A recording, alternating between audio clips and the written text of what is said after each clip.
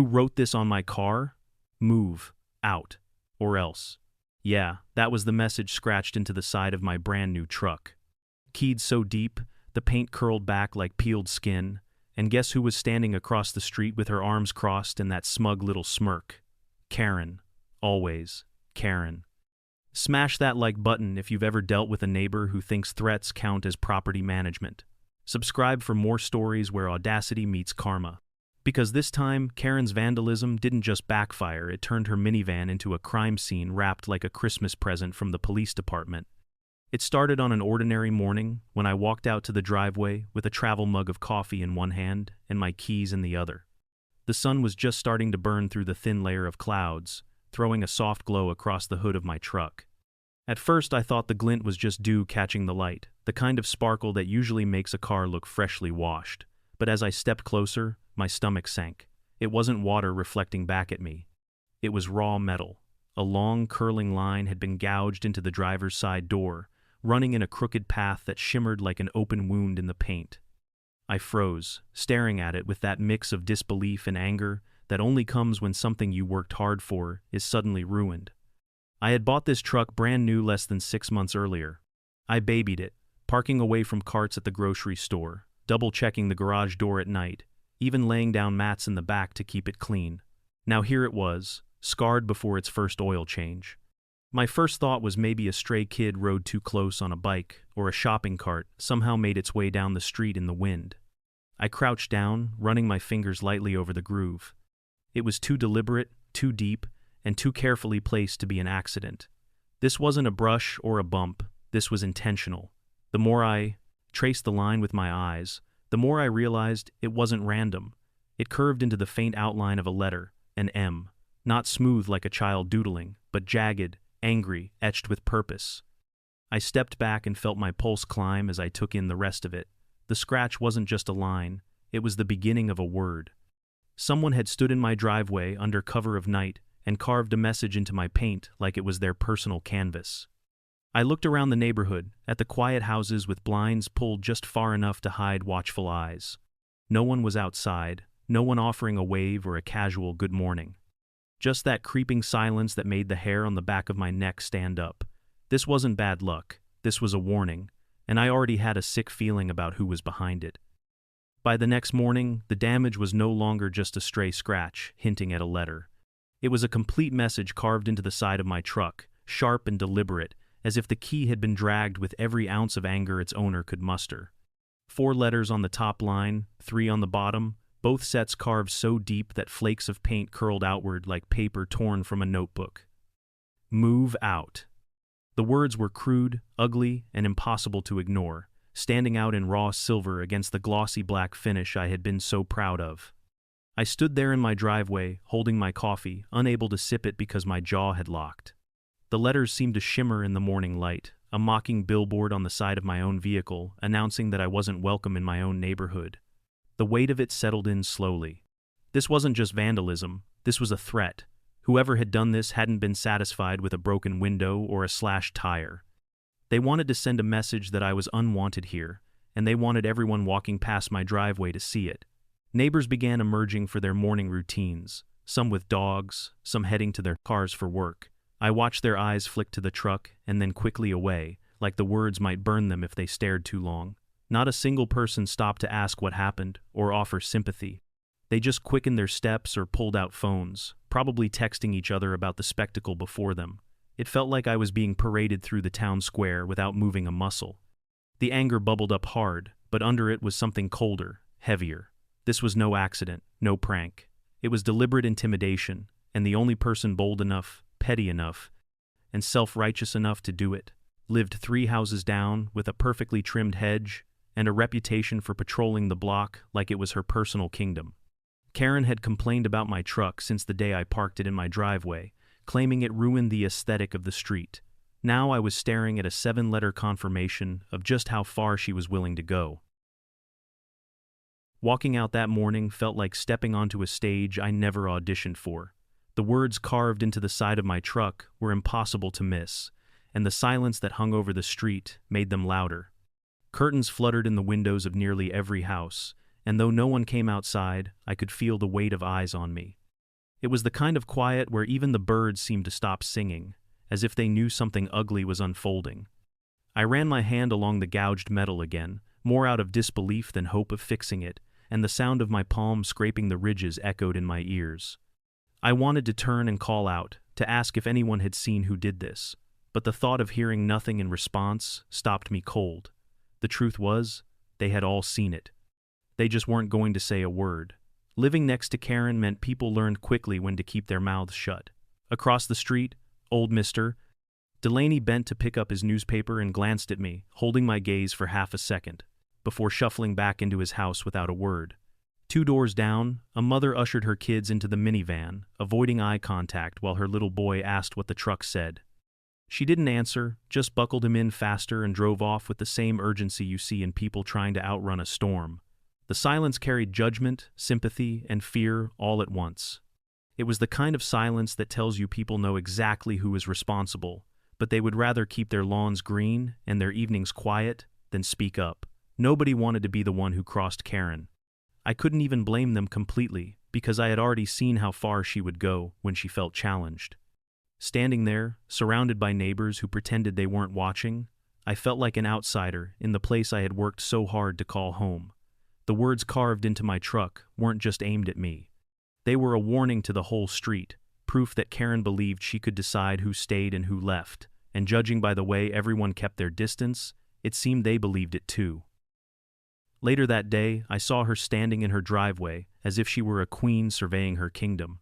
Karen had that familiar stance, arms folded across her chest, one foot tapping against the concrete like she had been waiting all morning for me to emerge. The smirk she wore told me she was proud of what had happened to my truck, proud enough to let the entire neighborhood know without even trying to hide it. The sunlight caught the glass of her iced tea, making it sparkle like a prop in some play she was directing. I tried to ignore her at first, hoping that if I focused on buffing the scratches or documenting the damage for insurance, she might grow bored and retreat. Instead, she called out across the street, her voice carrying that sharp tone she reserved for moments when she wanted the world to remember she was in charge. She asked how I liked the new decoration on my vehicle, and then suggested that maybe I should take the hint before things got worse. She didn't bother lowering her voice or disguising the meaning behind her words. My fists clenched at my sides, but I forced myself to stay calm. Engaging her on her terms would have been exactly what she wanted, another chance to twist the story and play the victim later. So I asked her flatly if she was admitting to vandalizing my truck. She laughed, not the kind of laugh you share with friends, but a dry, cutting sound that carried no warmth at all. She said, maybe I should learn how this neighborhood works before accusing anyone of crimes. The way she stood there, casual and unbothered, made it clear she felt untouchable. She had lived here long enough to believe she owned more than just her property. In her mind, the sidewalks, the driveways, and even the people belonged to her authority. Her smirk widened when she saw I wasn't taking the bait, as if my restraint confirmed her power over the situation. Walking back inside, I could feel her eyes drilling into my back. She wanted me to lose my temper, to explode in front of an audience that she had already rehearsed her excuses for. But what she didn't realize was that her arrogance had already given me the confession I needed. What Karen failed to notice was the quiet red light blinking from the corner of my windshield. A few months earlier, I had installed a dash camera after hearing too many stories of hit and runs in the area. It was meant to catch reckless drivers, but now it had become my silent witness. That little lens had been pointed squarely at her driveway all night, recording in high definition with a wide-angle view that left nothing to interpretation. When I pulled the footage later that evening, my hands trembled as I scrolled through the timeline. At first, the screen was empty, just the usual shadows cast by streetlights and the occasional passing car. Then the figure appeared.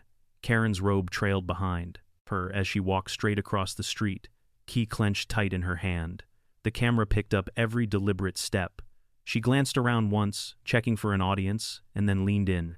The sound of the metal dragging across the paint was faint but distinct, captured by the tiny microphone inside the dash cam.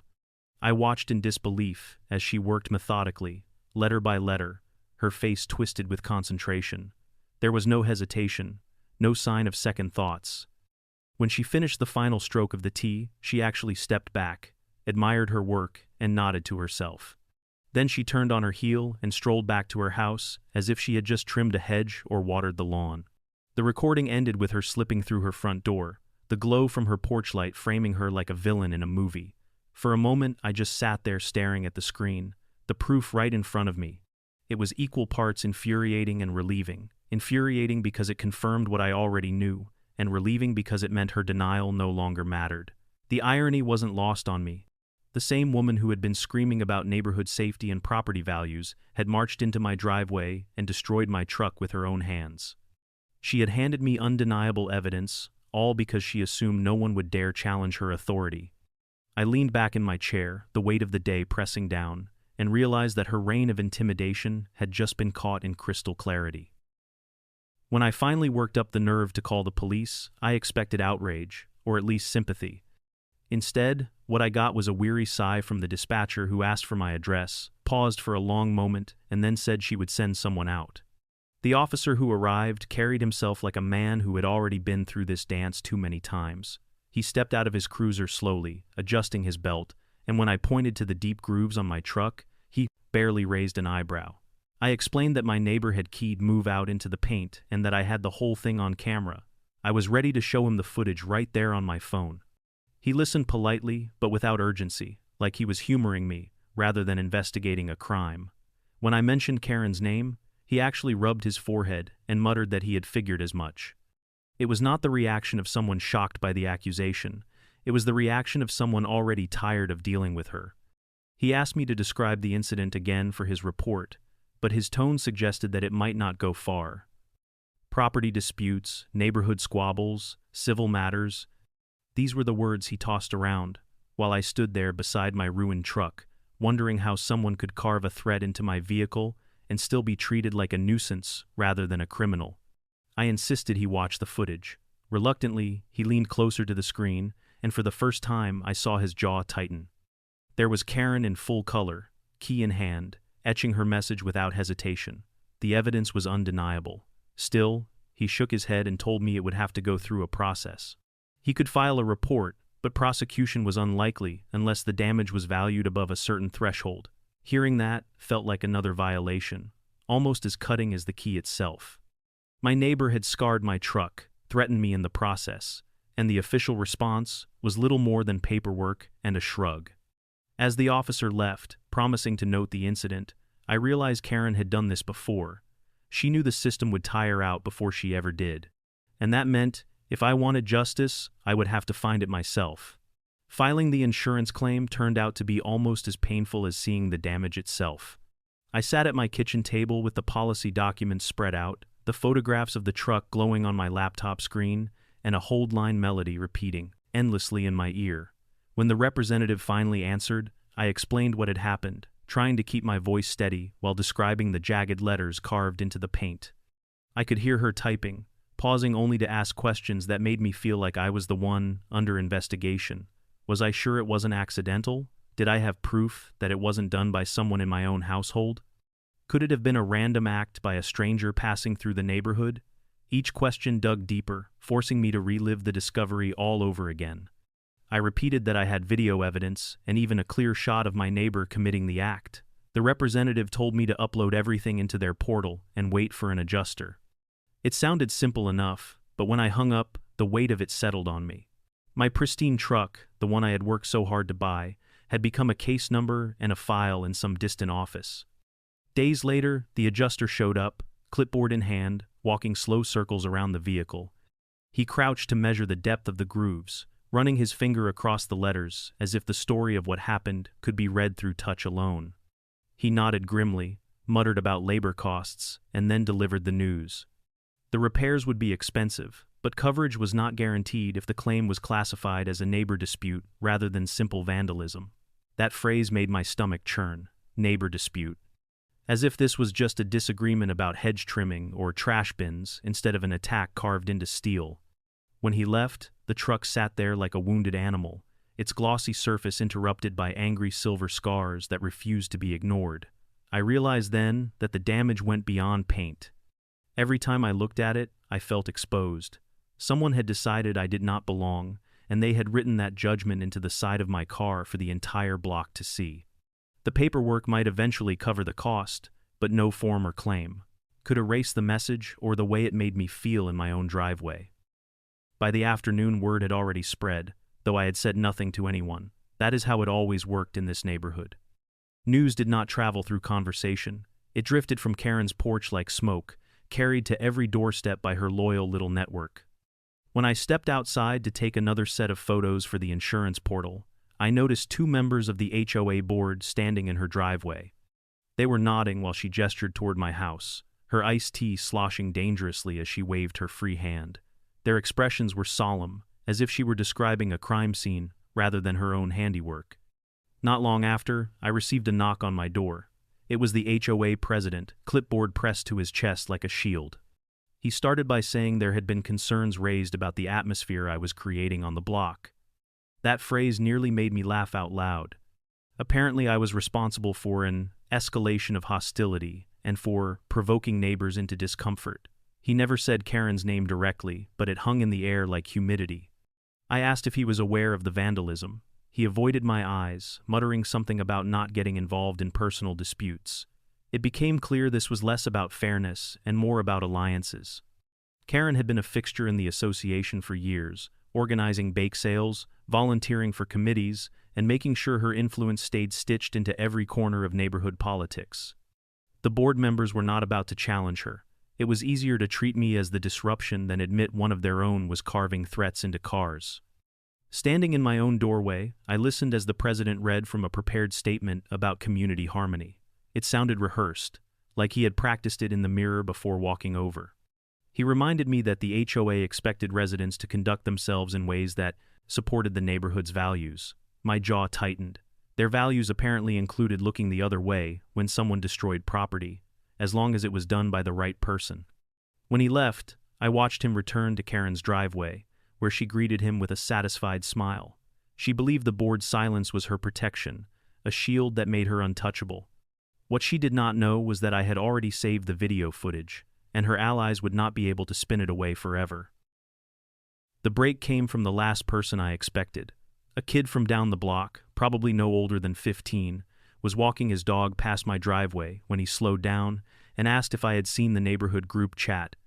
I told him I hadn't, and he shifted nervously before holding out his phone. On the screen were photos so sharp they looked professional. There was Karen, crouched low beside my truck, her bathrobe brushing the pavement as she carved the letters into the door. The angle was perfect, catching her face in profile, with the key glinting in her hand. The kid admitted he had been outside late the night before and thought it was too wild not to document. He had posted the photos to the group chat without much thought, assuming people would want to know. I thanked him, though he seemed more interested in keeping his dog from tangling the leash than in the chaos he had just handed me. After he left, I scrolled through the messages attached to the photos. The reactions were a mixture of disbelief, outrage, and the occasional defense of Karen's behavior. Some neighbors demanded immediate action, calling her a menace and suggesting police involvement.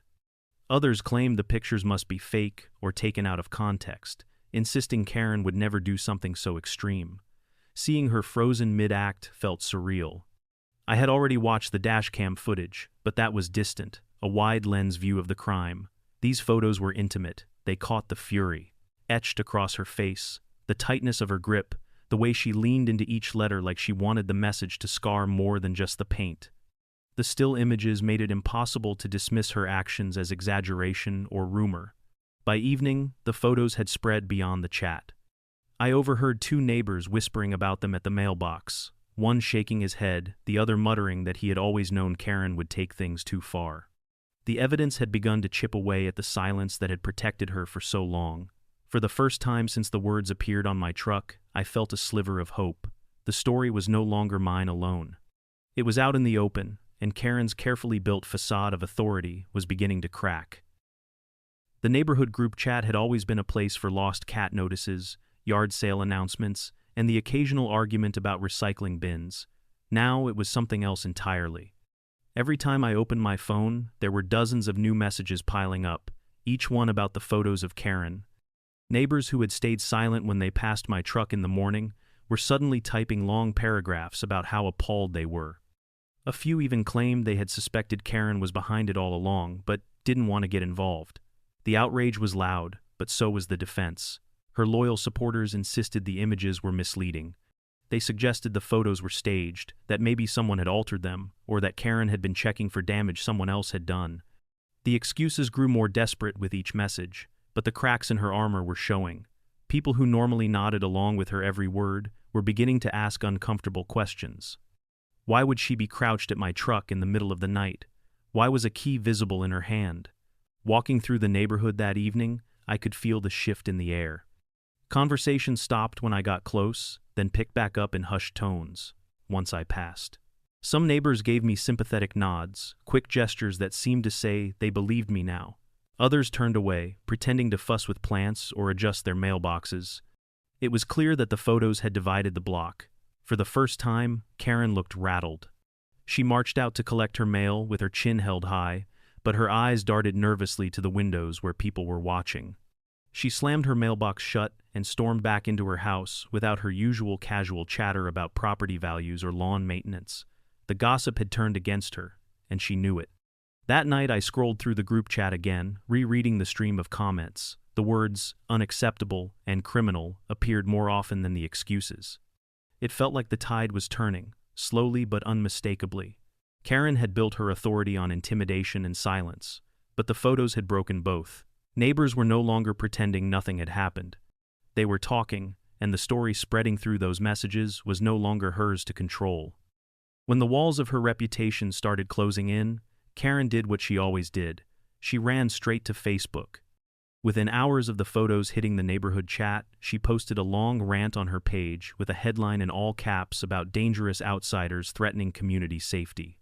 She painted herself as the lone guardian of the block, a woman standing up for tradition and order, while reckless newcomers disrespected everything the neighborhood stood for.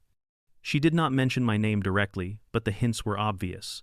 Words like new arrival and disrespectful tenant made sure everyone knew exactly who she was talking about. The post stretched on for paragraphs. She claimed she had caught me behaving suspiciously, accused me of violating unspoken rules, and even hinted that I was under investigation. She posted a blurry photo of my truck, parked at an angle in my own driveway, as if it were damning evidence. Her comment section lit up quickly. The same people who had defended her in the group chat flooded in with heart emojis and praise, telling her to stay strong and ignore the lies. Others were less kind, openly questioning why she was making such dramatic claims when the pictures clearly showed her with a key pressed against my truck. The thread spiraled out of control. Friends from outside the neighborhood chimed in, taking her side without knowing any of the context. Some accused me of running a smear campaign. Others said the photos were fake news. Every accusation made my stomach tighten, but at the same time, there was something almost comical about how far she was willing to stretch the truth. Later that evening, I overheard a pair of neighbors discussing the post on the sidewalk. One of them scrolled through their phone and shook their head, saying it was embarrassing to see a grown woman behaving like that. The other admitted they used to admire Karen's confidence, but now it just looked like desperation. That word stuck with me. Desperation.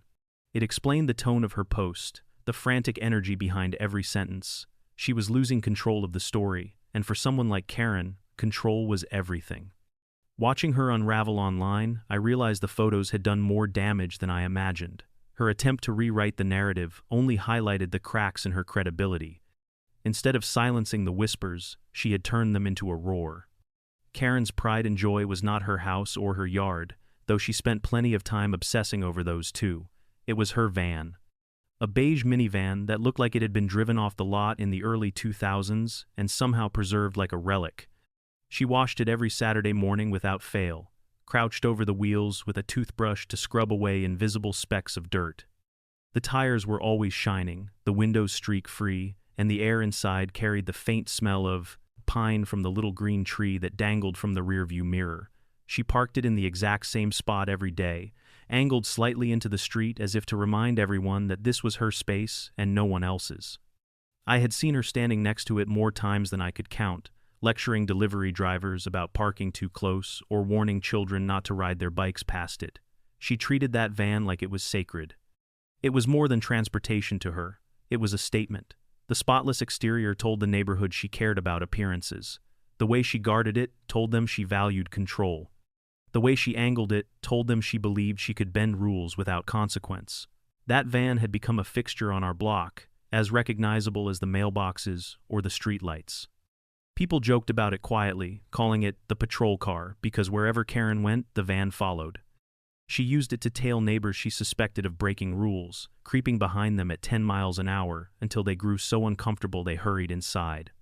She idled it at the corner whenever contractors worked on a house, scribbling notes in her clipboard while pretending to check her mirrors. The irony of her devotion was not lost on anyone. She had carved words into my truck without hesitation, leaving scars that would cost thousands to repair, yet she guarded her own vehicle like a museum piece. The contrast was glaring. She believed her property was untouchable, beyond reproach, a symbol of her authority over the block. Looking at that perfectly polished van parked at its usual angle, I knew it was the key to her undoing. If she could use my truck as a canvas for intimidation, then her beloved van could just as easily become the backdrop for a lesson in humility. After the photos and the endless online rants, I sat in my living room, replaying everything in my head. I could not shake the feeling that confronting Karen directly would only fuel her theatrics. She thrived on conflict, on scenes that gave her a stage and an audience. What she hated most was being laughed at. That thought became the seed of an idea. I did not want fists, I did not want shouting matches, and I definitely did not want to sink to her level of destruction. What I wanted was something clever enough to sting and public enough to take away the sense of power she had wrapped herself in. I kept returning to her van. That polished beige monument she polished every Saturday, the one she angled proudly into the street like a trophy. It represented everything she valued: order, control, reputation. If there was ever a symbol that could be turned against her, it was that vehicle. I pictured it not as her crown jewel, but as her weak spot, the one thing she could never stand to see mocked or disrespected. I called a friend to talk it out, half expecting to be told I was crazy for even considering revenge. Instead, he laughed so hard he nearly choked, then said it was perfect. He reminded me that revenge did not have to be cruel. Sometimes, the funniest ideas left the deepest marks. That encouragement was all it took for the plan to start forming clearly in my mind. The trick would be making sure it stayed symbolic. I wanted no real damage, nothing that could be twisted into a crime or another accusation. It had to be dramatic enough that everyone noticed, but harmless enough that even the police would smirk instead of scold. I wanted the same neighbors who had whispered behind curtains to step outside and see the balance shift right in front of them. As I sketched the plan on a scrap of paper, the details made me grin for the first time in weeks. Karen had turned my truck into a billboard for her message, but soon her beloved van would carry one of its own. Not etched in metal or hidden in shadows, but wrapped in a statement she would never be able to spin away. It was time to remind her that intimidation was not a one-way street. The next step took me to the hardware store, a place that smelled of sawdust and fresh paint, where the aisles promised solutions to problems both big and small. I walked slowly at first, letting the plan settle in my head. I knew exactly what I needed, but part of me wanted to savor the irony of preparing for this. Karen had dragged me through insurance claims, police reports, and HOA lectures. Now, I was pushing a cart with nothing more than a roll of duct tape, a pair of heavy-duty scissors, and the brightest yellow police tape the store carried. The tape was stacked in neat rolls near the construction supplies, each one shouting caution in bold black letters. It felt poetic, like the universe had stocked the shelf just for me. I imagined the scene before it even happened. Karen waking up to find her spotless van transformed into a spectacle, each strip of tape sealing her control shut while neighbors stood at their windows with coffee mugs in hand. I wanted to capture the same feeling she gave me when I saw the words "move out" gouged into my truck, that sharp jolt of disbelief mixed with humiliation. Only this time, there would be no destruction, only the weight of public laughter. At the checkout counter, the cashier scanned the items and raised an eyebrow. Maybe he thought I was staging a Halloween prank or prepping for some elaborate party decoration. I offered no explanation, only a small smile that probably gave me away. Walking back to my car with the bag in hand, I felt lighter than I had in weeks. Planning revenge had turned into something almost therapeutic. On the drive home, I rehearsed the steps in my head. Wait until the neighborhood was asleep. Park far enough down the street that no one noticed. Work quickly, quietly, making sure each strip was pulled tight across the van's surface. No shortcuts, no gaps. A full rap that would turn Karen's pride and joy into a rolling reminder of her hypocrisy. The supplies rattled softly on the passenger seat, a soundtrack to the anticipation building inside me. For once, I was the one holding the script, and she was about to step into a role she never asked for. When the neighborhood finally slipped into silence, I slipped out of my house with the bag from the hardware store tucked under my arm. The air was cool and still, the kind of night where every sound seemed louder than it should. My shoes crunched softly against the pavement as I crossed the street, keeping to the shadows like I was part of some heist film. Karen's van sat in its usual spot, gleaming faintly under the streetlight. It looked almost smug in its perfection, parked at its favorite angle, as if it were guarding the block. I set the bag down and pulled out the first roll of tape. The material felt stiff in my hands, bright yellow against the dark sky. With a deep breath, I tore off the first strip and pressed it across the front bumper, the adhesive gripping instantly. From there, I worked methodically, circling the van again and again. The tape crisscrossed over the windows, wrapped tightly around the doors, and stretched across the roof like giant ribbons. Each pull of the tape made a soft, ripping sound that echoed in the quiet street. My heart pounded with every pass, half from nerves and half from the rush of finally reclaiming a little control. I imagined Karen waking up to see her perfect van transformed into a cocoon of caution, her spotless paint hidden behind a glaring message she could not erase. It was not destruction, not vandalism, just spectacle. The kind of spectacle she would hate most because it invited laughter instead of fear. By the time I circled back to where I started, the van was wrapped like a present no one wanted to open.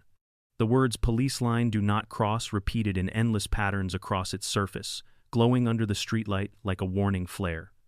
I stepped back and admired the work, my pulse still racing. It looked absurd, theatrical, and absolutely perfect.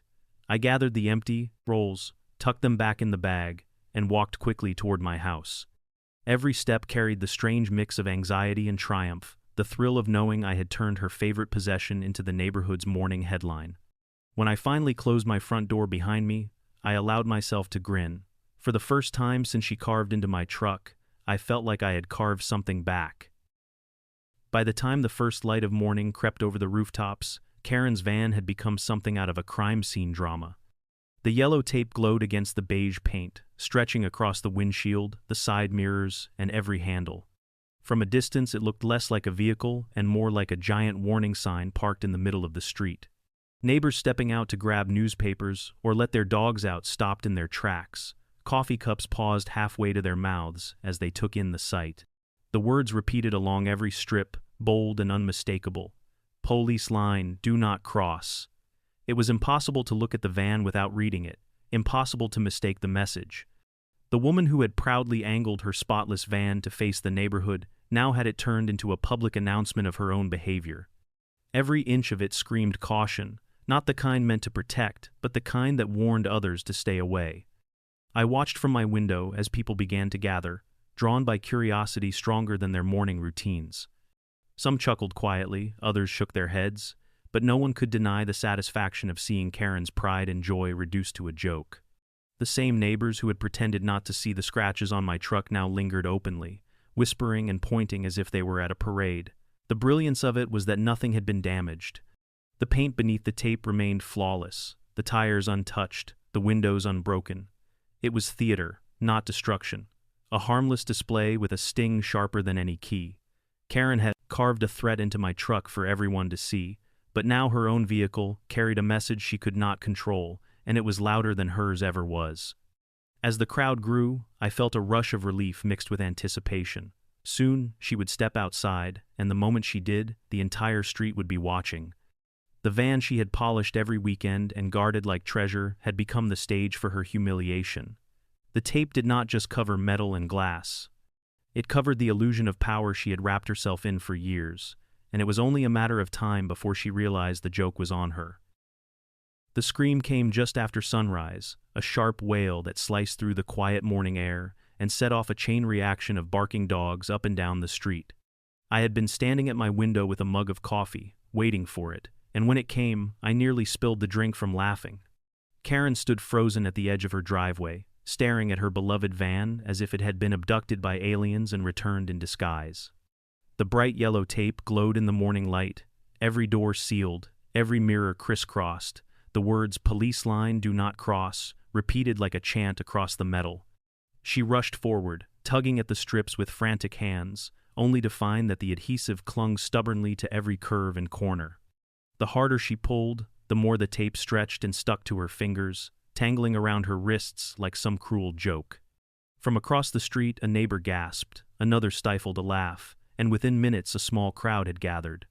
People stood at the ends of their driveways with their coffee mugs, whispering to each other, their eyes flicking between the van and Karen's red face. Her meltdown was a performance. She stomped, she shouted, she declared that this was harassment and that whoever had done it would face consequences. Yet with every outburst, the tape still clung to her van, bright and loud, refusing to yield. The more she struggled, the more ridiculous it looked, as if she were wrestling with a giant yellow spider web spun just for her. I watched as she turned toward the growing audience, trying to regain some composure. She raised her voice, claiming this was a targeted attack meant to ruin her reputation. What she did not realize was that the damage to her reputation had already been done, not by the tape, but by the evidence of her own actions carved into my truck and photographed for all to see. Standing at my window, I felt the knot in my chest begin to loosen. For once, she was the spectacle. For once, the neighborhood was laughing at her instead of hiding from her. The tape had done more than cover her van.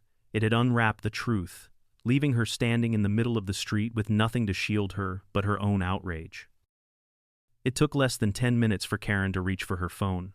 Her hands were still sticky with bits of yellow tape, but she dialed with the urgency of someone who believed the entire world was conspiring against her. The words carried across the street as if she wanted the neighborhood to hear every syllable. She declared that her vehicle had been vandalized, that she was under attack, and that the police needed to respond immediately.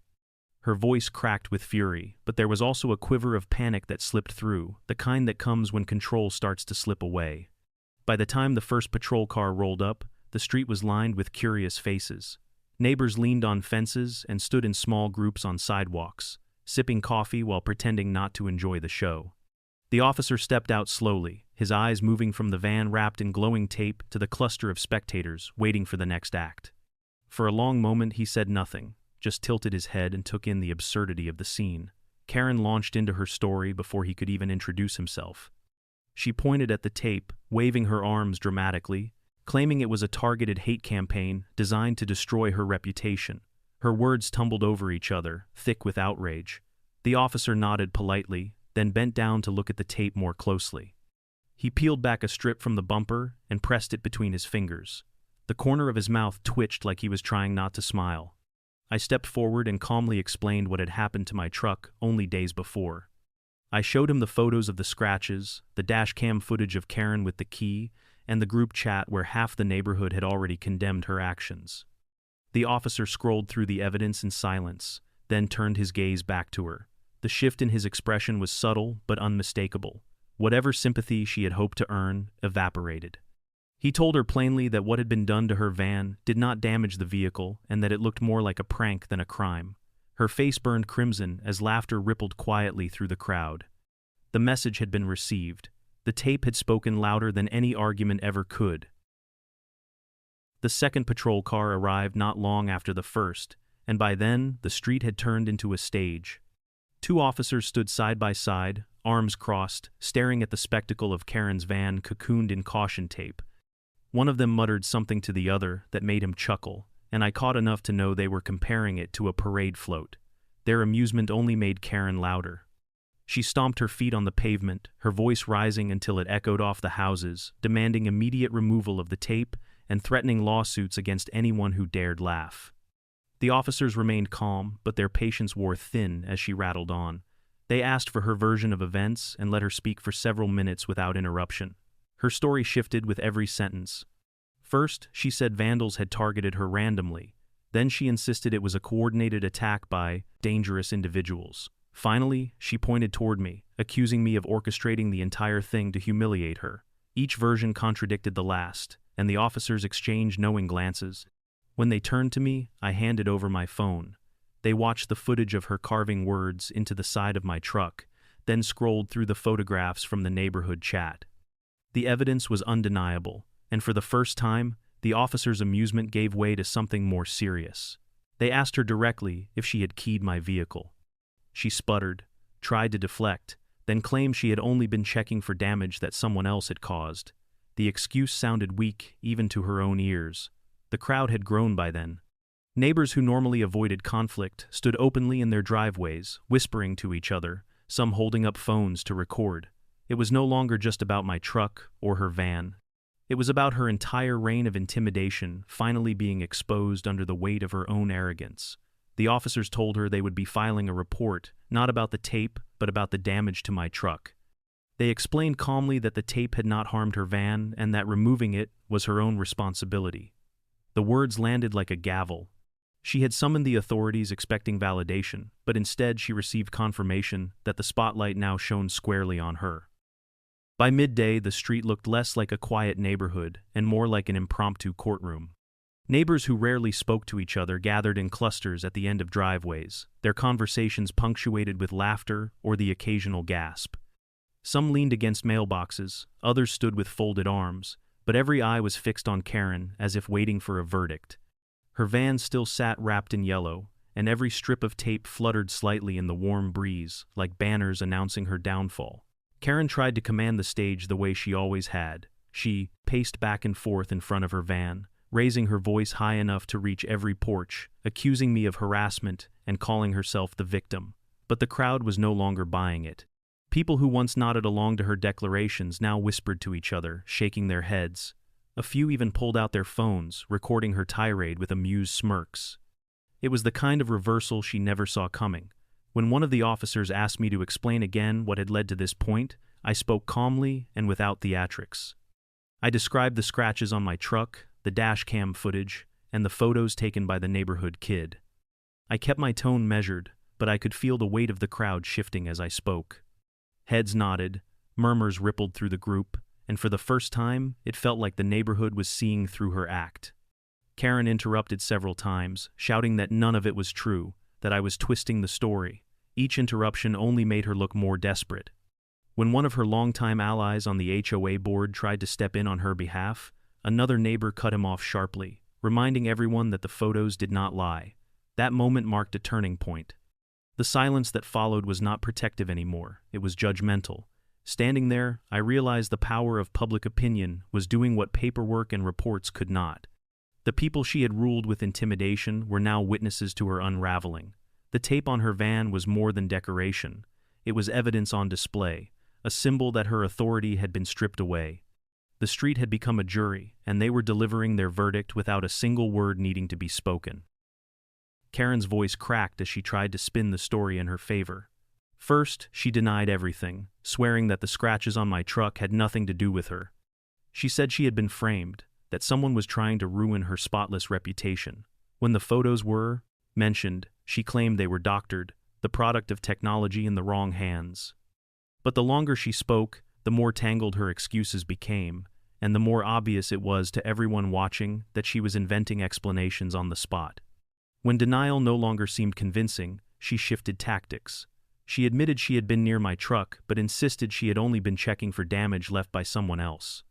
She said she was protecting the neighborhood, performing a duty no one else had the courage to take on. It sounded absurd, and the smirk spreading across the faces of the neighbors told her so. Her voice rose higher, straining to sound righteous, but it came out panicked instead. Finally, she resorted to the last refuge of her playbook. She called herself the true victim. She accused me of harassment, accused the neighbors of betrayal, and accused the police of failing to protect her. She pointed at the tape on her van with shaking hands and demanded that everyone acknowledge her suffering. The van, still glowing with yellow stripes under the sun, betrayed her every word. It was not a mark of cruelty. It was a reminder of her hypocrisy. The crowd shifted uneasily. People who had once feared her scolding now stood with arms crossed, unimpressed. A few even laughed openly when she raised her voice too high, her words stumbling over each other in desperation. The children who had been ushered to the sidewalk by curious parents whispered and giggled, too young to understand the details but old enough to sense the drama. Watching it unfold, I realized Karen was unraveling in real time. The queen of control had lost the script. The more she insisted on her innocence, the more the evidence loomed against her. Her denials, her justifications, her sudden claims of victimhood, all collapsed under the weight of the scratches still carved into my truck and the photos of her holding the key. What had once been her shield of intimidation had turned transparent, leaving nothing behind but a desperate woman trying to hold on to a throne that no longer existed. When the time came to lay everything out, I did not have to raise my voice or add any dramatic flair. The evidence spoke louder than anything I could have said. I opened the folder on my phone and handed it to the officer, letting him scroll through the files one by one. First came the dashcam footage, the grainy glow of the streetlight illuminating Karen in her bathrobe with the key gripped tight in her hand. The sound of metal dragging across paint was faint but unmistakable. Her posture, the way she leaned into each stroke, made it clear this was no accident. Then came the photos from the neighborhood kid, sharper and closer, capturing her crouched by my truck with her face in full view. The officer paused at those, zooming in and nodding slowly. He turned the screen toward the small crowd, and a murmur rippled through them. For the first time, there was no room for doubt. It was not rumor, not speculation. It was a fact frozen in pixels. I added the screenshots from the group chat, pages of neighbors reacting in real time, their words filled with outrage and disbelief. The running commentary showed that her actions had not just targeted me, but had disturbed the entire block. It was community testimony, a collective voice rising against the intimidation that had gone unchecked for too long. Karen's face went pale as the officer scrolled. She opened her mouth to protest, but every denial she had rehearsed dissolved in the presence of such clear evidence. She sputtered, accused the photos of being staged, then accused the dashcam of being tampered with, but each attempt sounded weaker than the last. The officer finally handed the phone back to me and turned to her with a look that said the conversation was over. He informed her that the report would reflect not just my claim, but the supporting evidence gathered from multiple sources. His words carried the weight of finality, and the crowd knew it. In that moment, the story shifted completely. No longer was I the newcomer, accused of disturbing the peace. No longer was Karen the guardian of community standards. The truth was laid bare, undeniable and public. She had written her own downfall in jagged letters across my truck, and now the whole neighborhood had read it. The HOA board had always been Karen's safety net. Whenever she overstepped, they covered for her with polite phrases about community standards and bylaws. Whenever a neighbor complained, they reminded everyone that Karen had given years of service and knew the rules better than anyone. It was a shield she wore proudly, proof that she could act however she wanted without fear of consequences. So when the officers turned to her for an explanation, she looked immediately to the two board members standing nearby, as if expecting them to rescue her yet again. At first they tried.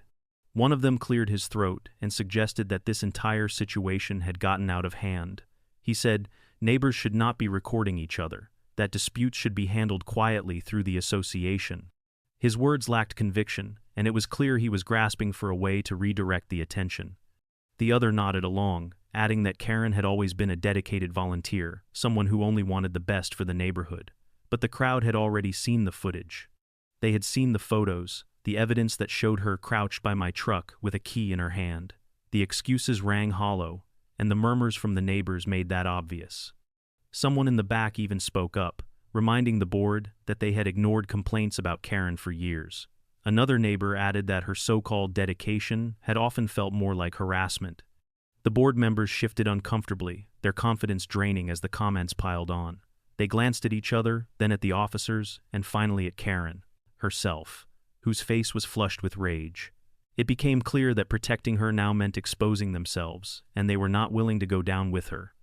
The man with the clipboard finally admitted that the evidence was troubling and that the association would have to review her conduct. The silence that followed was deafening for Karen. For the first time, her authority was not reinforced by the familiar nods of approval. She stood alone, her allies retreating one by one, leaving her voice to echo without support. The shield she had relied on had cracked wide open, and the weight of accountability was finally pressing down. The moment that would stay burned into everyone's memory came later that afternoon. The police had finished their report, the crowd had thinned, and the yellow tape still clung stubbornly to the van. The officers made it clear that removing it was her responsibility, and they drove away without offering her the relief she demanded. What followed was a sight so strangely satisfying, it felt like a scene written for television. Karen, dressed in her pressed slacks and floral blouse, was forced to peel away every strip of tape while the neighborhood watched. She tugged and yanked with increasing frustration, the adhesive sticking to her hands and leaving bits of residue on her palms. Each time she pulled a strip free, it made a sharp snapping sound that echoed across the quiet street. She muttered curses under her breath, but with no one to help her, the task stretched into an ordeal. Strips tangled together, clinging back onto the van as she fought to pull them away. The once pristine vehicle looked even more ridiculous half-wrapped than it had fully covered, like a project abandoned midstream. Neighbors emerged again, drawn out by the commotion. They stood in driveways, leaning against fences, not bothering to hide their smirks. A few even filmed from their porches, capturing every grimace, every furious swipe of her hand. Children giggled openly, their parents not bothering to hush them. For once, the laughter was not hushed or hidden. It was bold, unrestrained, and entirely directed at the woman who had spent years silencing others. Her face flushed red as she worked, sweat beading on her forehead under the afternoon sunday. She glanced up every so often, her eyes darting from one neighbor to the next, as if daring someone to step forward and help. No one moved. The isolation was complete. Every strip of tape she tore away seemed to strip another layer of authority from her, reducing her from a self-proclaimed enforcer to a spectacle cleaning up her own mess. By the time the last of the tape was balled up in her arms, the damage was done. The van was spotless again, but her pride was not. The walk of shame was not in the peeling itself, but in the silence that followed, heavy with judgment.